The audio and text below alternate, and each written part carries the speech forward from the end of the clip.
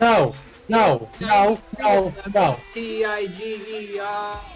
Fight Tigers. Fight. Mike, it's not even a top 1,000 moment all time. Okay, Tommy, shut the hell up, man. Mike!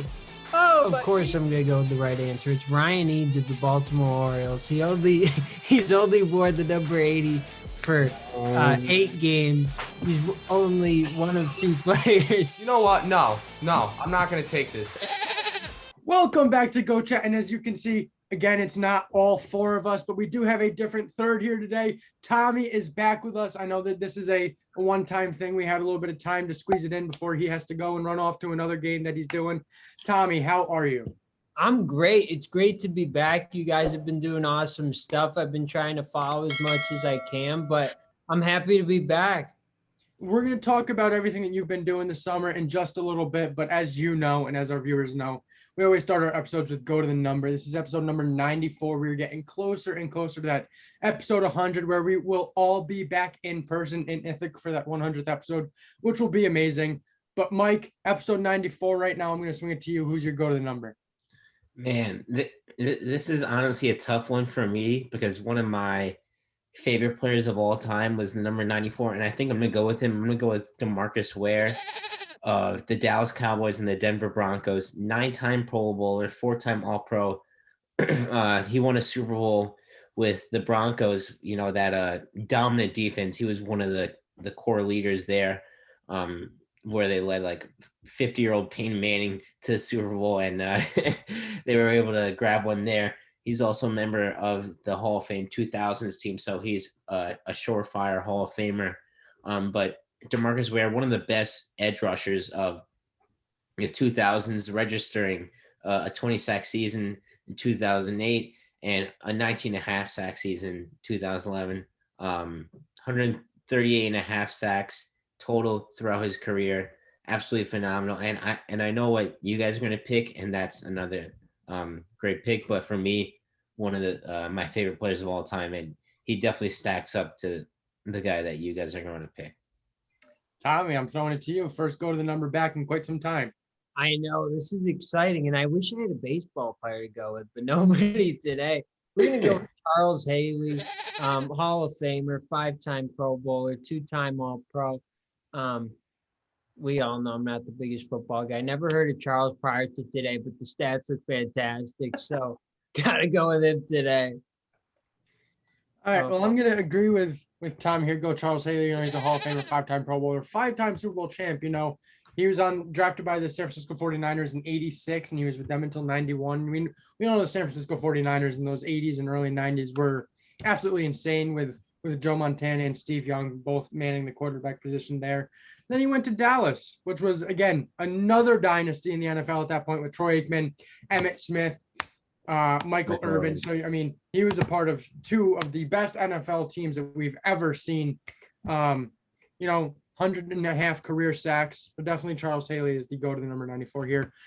Tommy, I don't know if you caught up, but episode number 91, I think it might have been the first episode that we had without you. Yeah. My honorable mention for that go to the number was Thero Estrada. Oh, that's awesome. Gotta love Tyro. He's great. And Alfredo Estevez, you can't forget him either.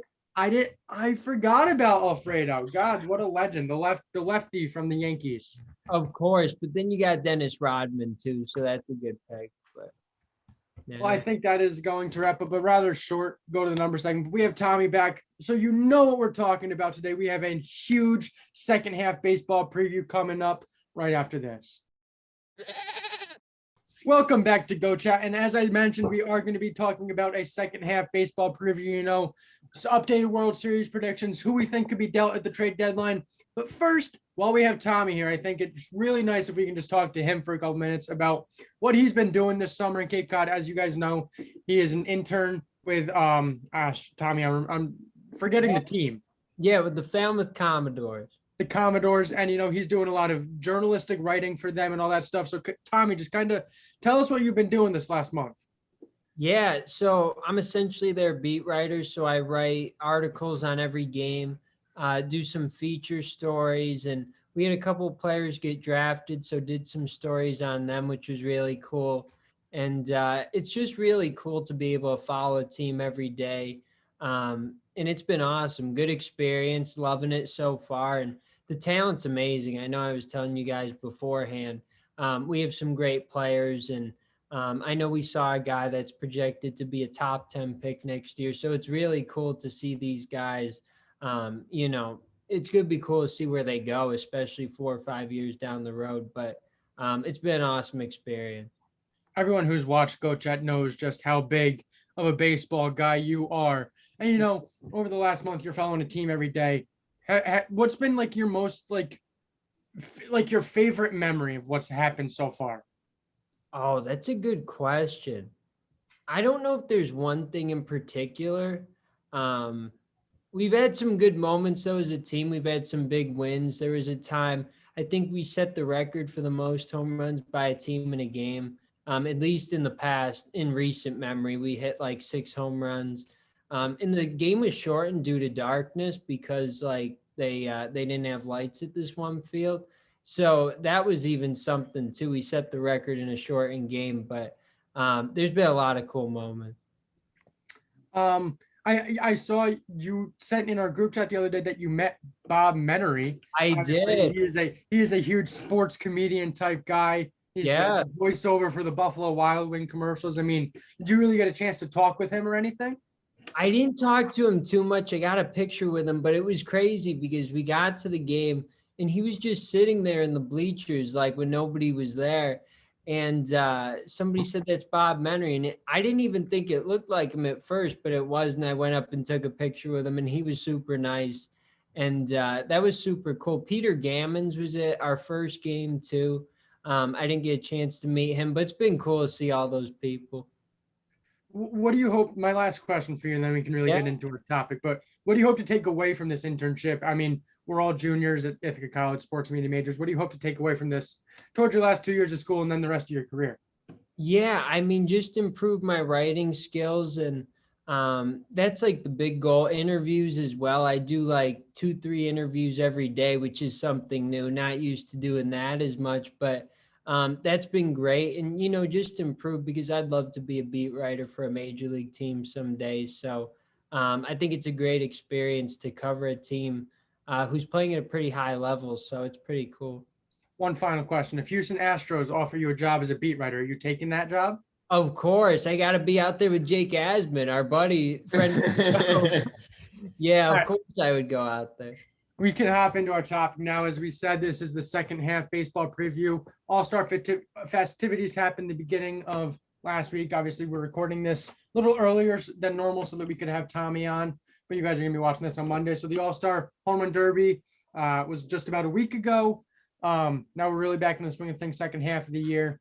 We're gonna jump open. There have been a lot of teams that had really hot starts in the first half, and I want to get you guys' opinions on if they can keep it going. The first team I'm going to start with, I think, is undoubtedly the Boston Red Sox. They came out of the gate and they had a cold start to start the season, and then they were on fire. They are ahead by a game and a half in the AL, at least right now, over Tampa Bay. Then Toronto is all the way back at 8 games, tied with the Yankees in third and fourth. So, Tommy, I'm going to start with you while we got you here. Is Boston for real?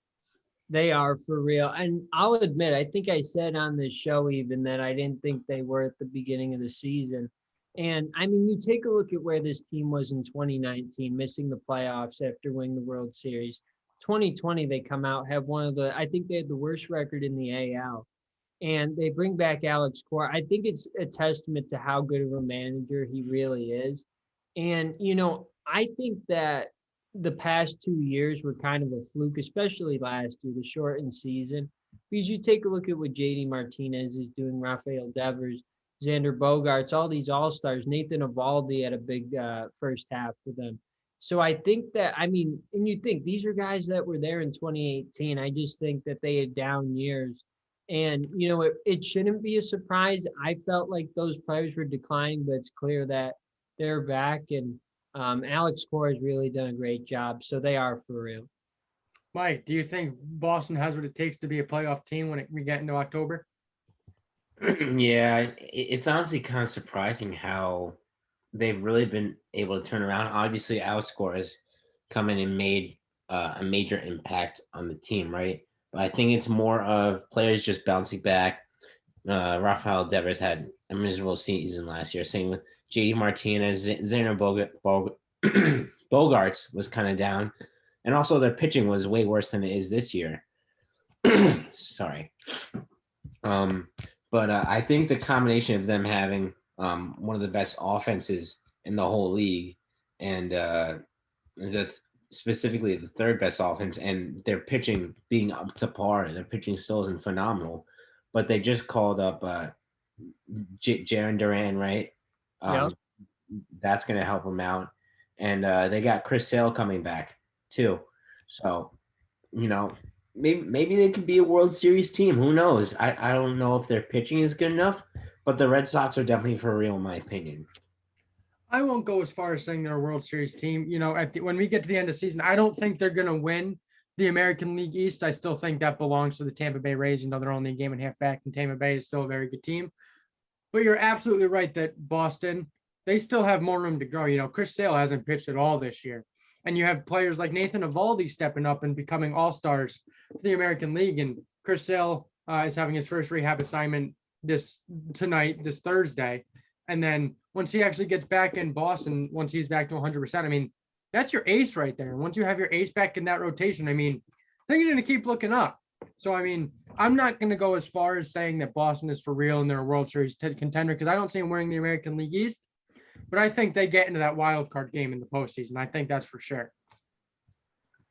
Yeah, I'd have to agree with you there, but you know, I don't know, it's tough because as a Yankees fan, we can talk about this later.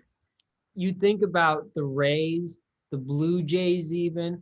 I feel in the Red Sox, I don't know. I mean, that's going to be tough for the Yankees because I think they're all legitimate contenders for the postseason. And of course, I think the Yankees could be too, but it's a really good division. And I know we're going to talk about the whole league, but that might be the best division in baseball. When going into the year, we thought it was going to be really the NL East, and then you know it's been a big surprise out there in the NL West as well. But yeah, I mean that's why you love baseball right? Because you never know what's going to happen, and all these teams are competitive right now. Tommy mentioned the NL West, the very hotly contested division going into the All-Star break, with a surprise leader. The San Francisco Giants went into the All-Star break leading that division with a record of 57-32. So another question, is the San Francisco Giants for real? Mike, I'll start with you. God, I mean, I think the Giants have been one of the most surprising teams in all of baseball. Their pitching has been phenomenal. Second best ERA across the majors. And I mean, Kevin Gausman, he's in the running for the Cy. Obviously, Jacob deGrom is running away with it right now. But if he falls off and becomes human in the second half, Kevin Gausman is definitely in that race, along with deGrom and others. But their offense has been top 10 in the league. Brandon Crawford having a great season. Buster Posey, you know, revitalized himself after a couple down years. And Mike Tauchman coming in from the Yankees, robbing home runs, hitting dingers. I mean, he's honestly made a decent impact down in San Francisco.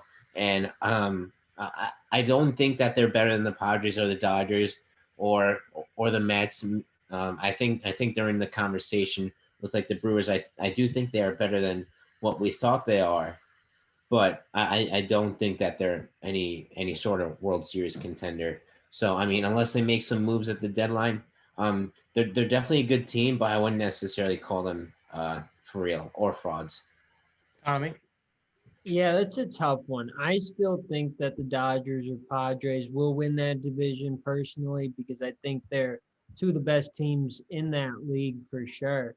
But I don't know. I take a look at the team and they've been outstanding, right? Buster Posey, but it is an older team. You have Brandon Crawford, who's been in the league for a while. Of course, Buster Posey. Brandon Belt's been there for a long time. Went to the World Series with them back in 2014, I believe. Evan Longoria getting towards the end of his career. Wilmer Flores has been around for a while. So I think that like the veteran, yeah, I know former Met right there, but I think that the older players, I think that they're definitely helping. It's good to have veterans in that locker room, but I still think that the Dodgers or Padres will finish on top. I wouldn't be surprised if the Giants, I think they will make the postseason. I think they'll squeak into a wild card spot. But I mean, there's no denying how great they've been. The run differential is plus 116 right now. So they've been amazing, and definitely want to give credit to them, but I feel like it's going to be one of those two other teams. Yeah, I think the Giants are playing unbelievable baseball. And I remember back when we were 10, 11, 12 years old, it was like they were in the World Series every other year. Yeah. And those teams, they really didn't have those superstars like a lot of these teams now. I mean, they had the Panda and Pablo Sandoval, but he's still around there. He's still hitting a couple pinch hit home runs there for the Braves when they need them.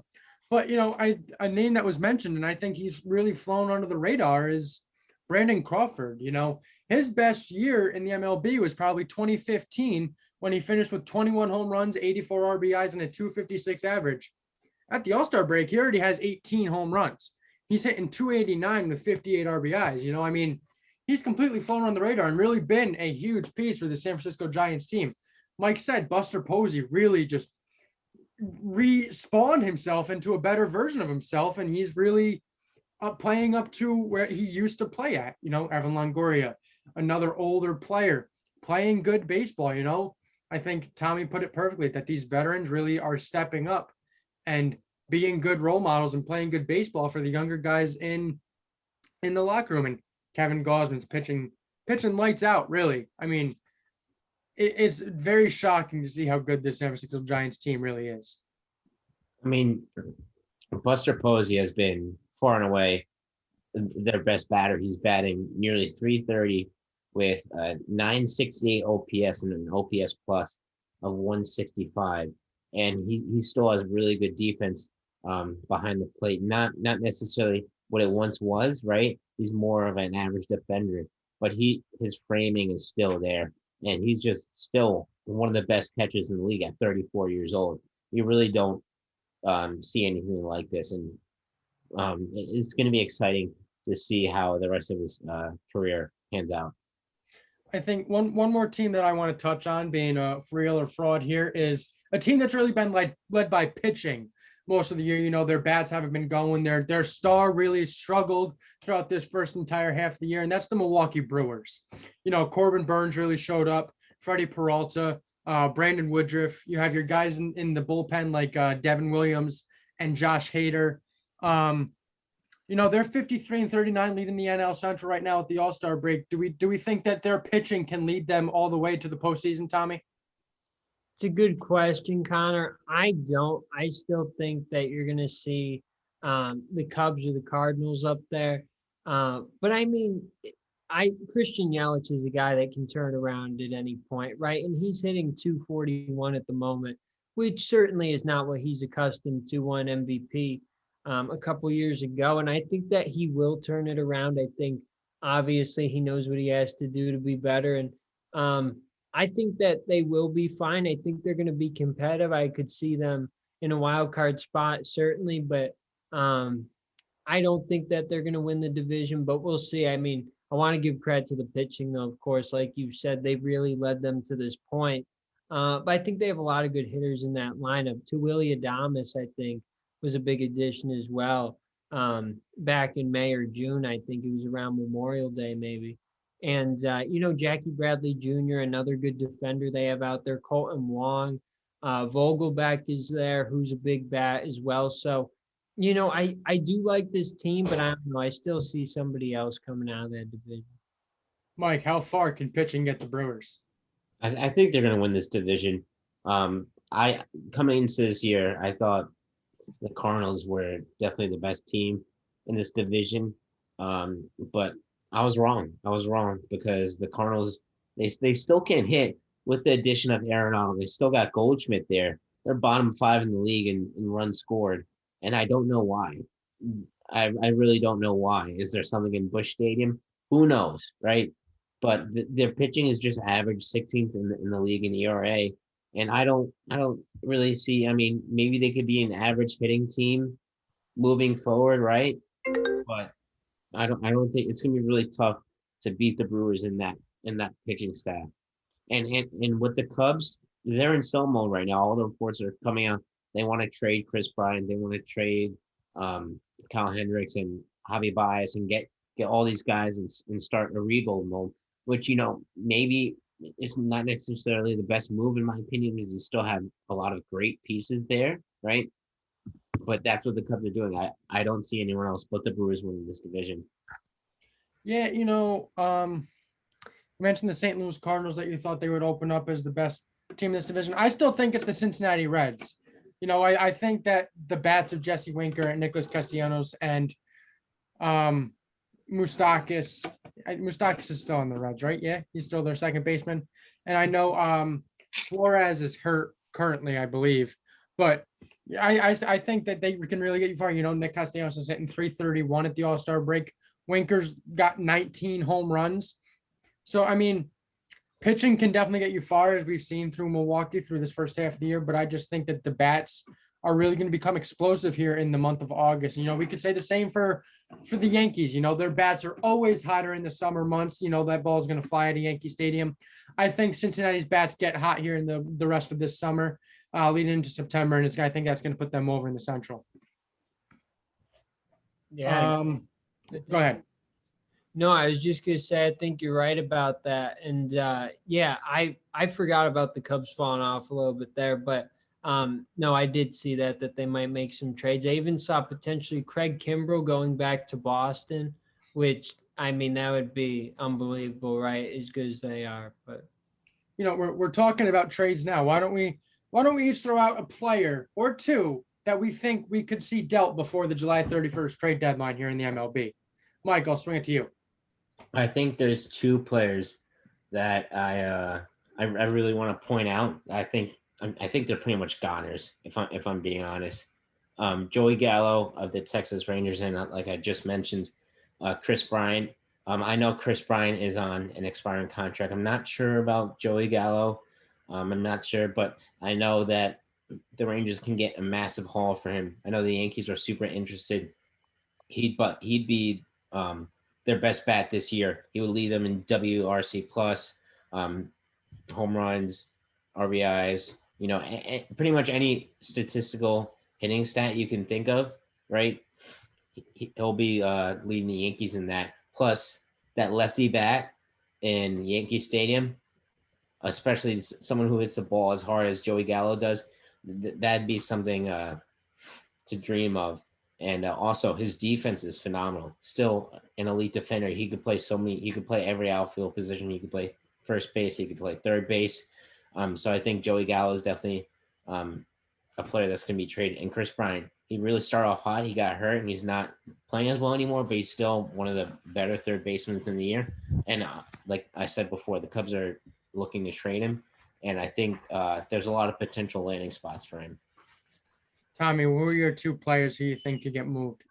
Yeah, I think that I would go the same as Mike. I think that Joey Gallo, if I had to pick one, would be the guy. I think that he will be traded, and I checked it out. He's a free agent in 2023, so there are a couple years left on the deal. But I think you said it, Mike.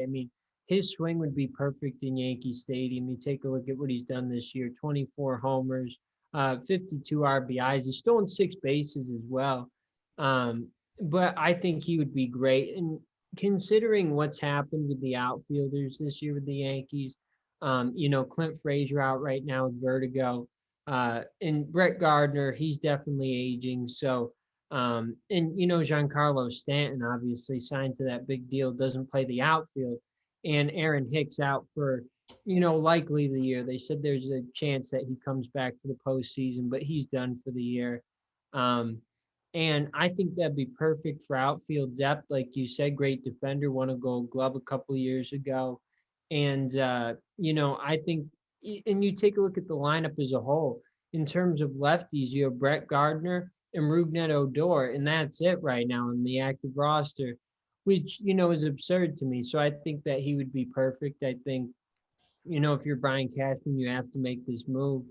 But one guy I do want to talk about, though, who's not a trade that already happened, I know you guys talked about already, so I'll keep it brief.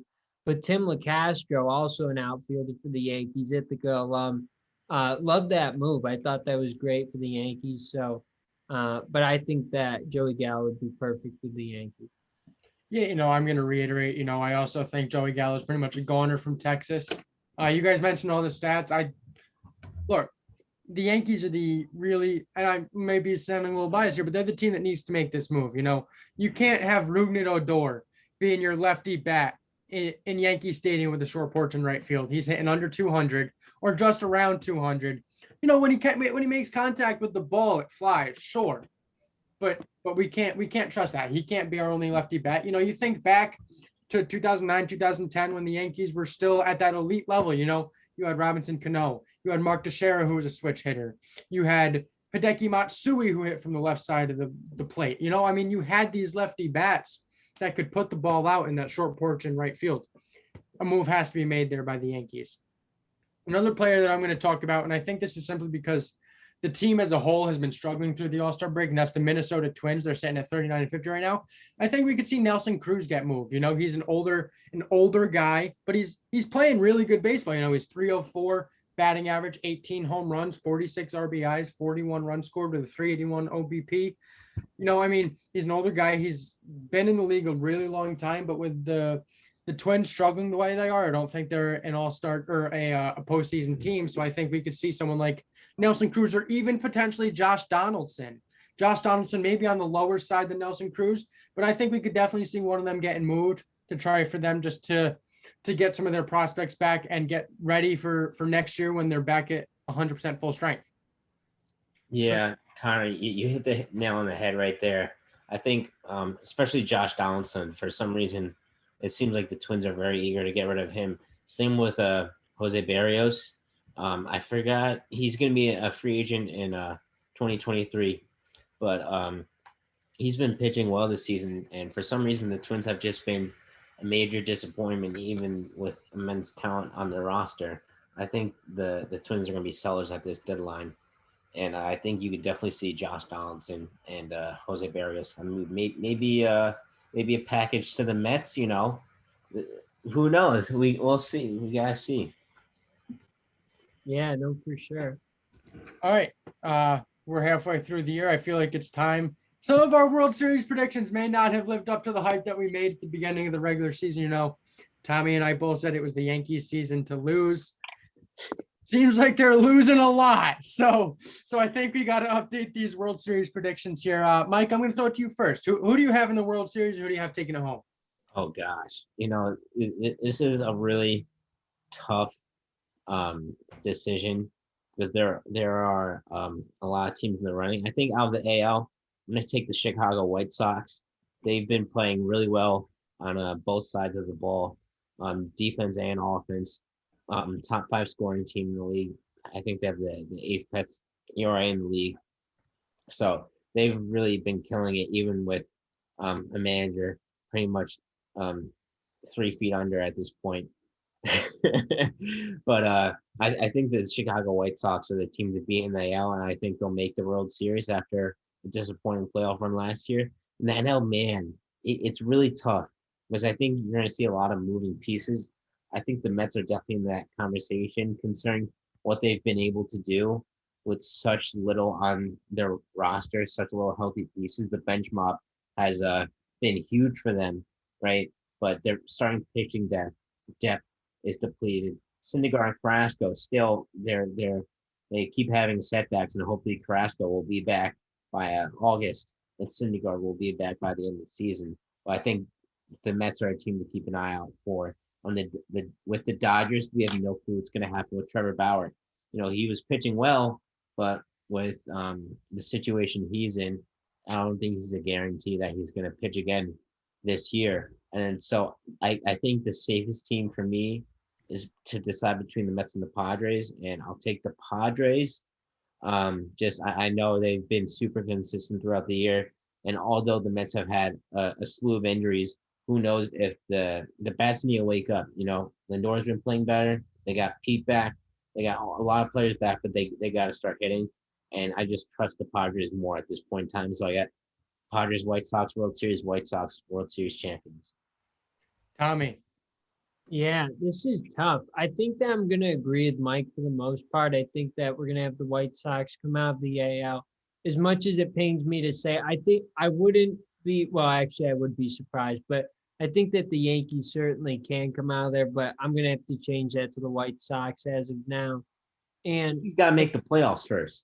I know that's going to be the tough one, but I don't know. I mean, I do agree. I think that the Padres could be the team to come out of the NL.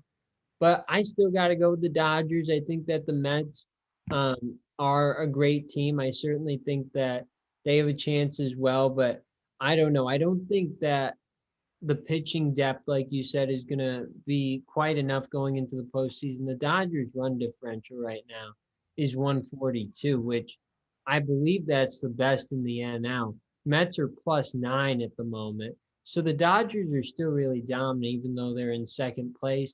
So I got to go with them as of now. But I think you made some really good points. I think the Padres, with the talent they have, certainly could get there as well. Yeah, I think I'm going to agree with you guys coming out of the AL with the Chicago White Sox. We got to remember Eloy Jimenez still hasn't played yet this year. You know, you're adding another guy out there in the outfield, another big bat in your lineup. You know, he may not be the best defender, all truth told. You know, I mean, anyone who can remember that Christian Yelich inside the park home run when Eloy just kind of tumbled there in left field and just let the ball roll past him.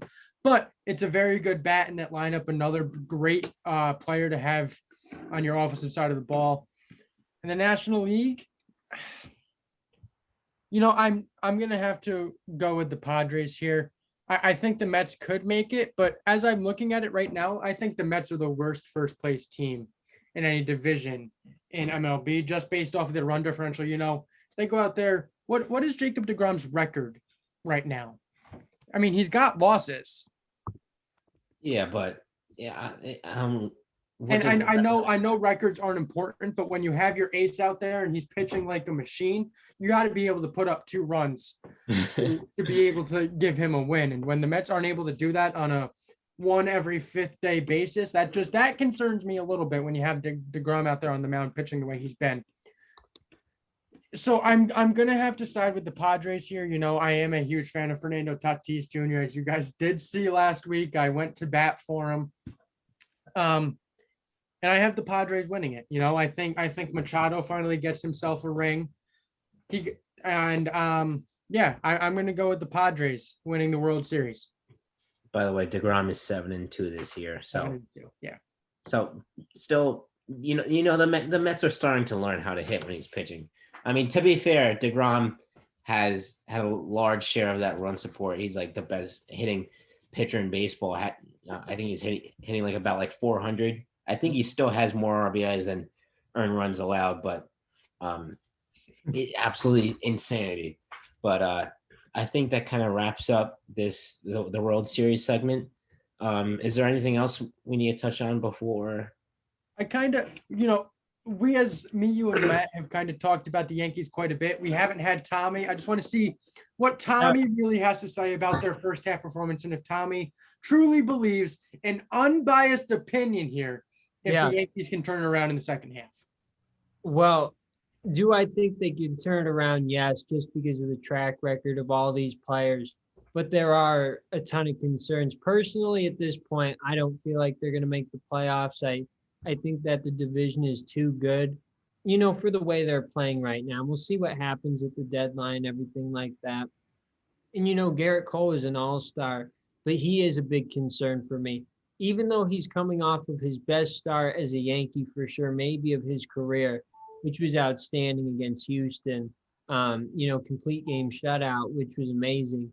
But, I hate to say it, but the spider tag thing, that is a concern. The month of June, he really struggled. And, it was after all that took place. And I don't know. I still have faith in him. I think he's an outstanding pitcher. But is he going to be at the level that he has been this whole time? I don't know. We'll have to see.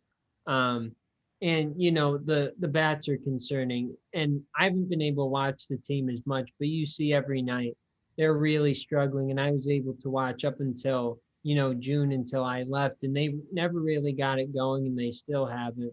Aroldis Chapman, I don't even have words. Those are some of the worst losses. The one against the Angels, where they had the 7-2 lead in the first and lost, that's crazy. And then you think about, I don't think he pitched in the game, but the one against Houston, they blew a 7-2 lead in the ninth. Like, how does that happen?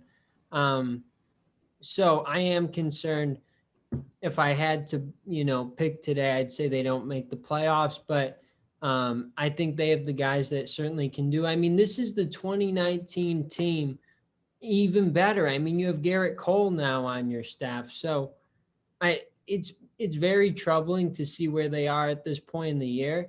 But I think they can turn it around, but they have to win. I mean, they really have to win 55, 60 games in the second half, like with the way that these other teams are playing. And, teams have done it in 09. That's pretty much what they did. I think they went 60 something and 20 something to finish. And could this team do it? Sure, but I'm not sure they will. One thing I want to point out with Garrett Cole, he had like 130 something pitches in his last start, right? Yep. I don't know if he threw in the All-Star game, but he didn't throw. Well, it makes sense that, he had 130 pitches. I mean, that's a lot of pitches. We've seen pitchers throw that many pitches for like a no-hitter or something like that, and just the rest of their career has not been the same. Their arm got really drained out. So I'm curious to see how he performs the rest of the season. We're talking about Garrett Cole's complete game shutout against Houston. I just think it's dumb that I didn't win Go to the Week for that performance. You know what's dumb? I didn't get a single vote. Yeah, I didn't win. What the heck is that? Lionel Messi won. I guess it's deserving. He finally won a championship or something, but you know what's ridiculous? The MVP of the NHL playoffs, someone who didn't even allow 2 goals a game, a big fat donut. No one. How is that possible? I mean, no offense to Garrett Cole. He had one good game, and it was a phenomenal game. His best start of his career. Messi, won his first international cup. He was awesome, but he didn't even play well in the finals. It was more Di Maria and their goalie that saved him. Vasilevsky was by far and away the best player on the Tampa Bay Lightning. You could talk about Kucherov and Braden Point. No, it was Andre Vasilevsky. And the fact that he didn't even compete is ludicrous. And we're going to go into Go of the Week right now. We just had a great MLB segment. Tommy, we love having you back, man. So glad that you're back. And we're excited to see your Go of the Week. So let's get right into that next. Welcome back to Go Chat. We are here with our Go of the Week segment. The leaderboard is up right now. Our buddy Matt, who's not with us today, wound up squeaking out a win, 5-4-0. Lionel Messi won his first championship, and it gave Matt yet another Go to the Week win. I demand a recount because I did just go back and look, and Tommy didn't even vote. So I feel like if I got Tommy's vote, this would be a different story. That's true. Well, I would have voted for you if I saw it. I think I voted for you every week. So that's why I demand the recount. But you know what? It's fine. It's fine. Just give Matt another win in his book, I guess. He's going to go back and watch this later as he's editing this, and he's going to toot his little horn over there. We know what Matt does. But in a new Go to the Week segment, it's literally impossible for him to win this week. So we got that going for us. Mike, I'm going to throw it to you first. Who's your Go to the Week? It is Giannis Antetokounmpo. All right. This guy has been the best player in the NBA Finals so far. I mean, how much more can I say? Game 4 just happened for us, at least, when we're recording. But game-saving block against DeAndre Ayton, one of the best blocks in Finals history. I mean, and his play throughout that whole game was amazing. He dropped 26 points on uber-efficient shooting numbers. 14 rebounds as well, along with 8 assists, 2 blocks, and 3 steals. I mean, yeah, Chris Middleton dropped 40, but without Giannis, they are nowhere close in that game still because of the impact he has on both sides of the ball. And let's not forget what he did in games 2 and 3, where he dropped over 40 in both games, shooting over 60% from the field in both games. And he shot 76.5% from the line in game 3 at home. And who knows? Maybe it was because the Bucks fans weren't counting out how long he was taking at the free throw line. But the fact of the matter is that he's not the best free throw shooter, but he's good enough. He's not blowing up a whole series like Ben Simmons is, right? And he also adds over 10 rebounds a game and plenty of assists. And once again, let's not forget his defensive impact. He's averaging 32, 14, and 5 for this whole series. And just every single game, he brings his game to another level. And he's brought this Bucks team single-handedly back into the series. And I really do think that they have a title shot now. I think I've seen one too many air balls from that free throw line to call him a good enough foul shot shooter. He's shooting 60% for the series. That's not horrible. There are players who shoot worse than him. It's not like it's Shaq or Ben Simmons at the free throw line. I don't care if he airballs. If you miss, you miss. If you make, you make. There you go. Tommy, who's your go to the week? I got to go with Vladimir Guerrero Jr. The All-Star Game MVP, hit a monster 468-foot home run. And, given that is in Colorado, right? So the ball carries a lot more there than altitude. But I know it's not go the first half, but he's been amazing the whole way. What he's been able to do there with the Blue Jays, I think, has been great. And, obviously a big game, another win for the AL. They won 5-2. And, Vlad's great, so I had to go with him. And for my go to the week, I'm going to go with Pete Alonso, the home run derby champion. He belted 75 home runs in the home run derby, including 35 in the first round. He is just the third player in MLB history to go back to back in the home run derby. Obviously, the 2020 they didn't have one, so we don't count that year. But he won in 2019 as a rookie, and then he won on Monday with 75 home runs in Coors Field, including numerous home runs over 500 feet. Obviously, Coors Field, the high elevation, very easy to hit a ball that far there. But Pete Alonso absolutely lit up that field. And, I think the funniest moment from that home run derby on Monday night was he was sitting there in the finals and he was jamming out, bobbing his head and everything. There was a kid down in the outfield who just really hurt his knee. I think they said that he might have torn his ACL chasing after a home run ball. And Pete Alonso sitting there bobbing his head to the music. And I thought it was hysterical just to see him in such a groove. And Pete Alonso for go to the week. I mean, I love Pete, and I'm a little upset that you snatched him right out of my hands. But I think at Coors Field that they put the balls in some sort of container to deaden them a little, because obviously they fly a little bit more. But usually I think it's over 9 feet. They usually carry more. So Pete, he was killing it. And shout out to his pitcher, Dave Joust.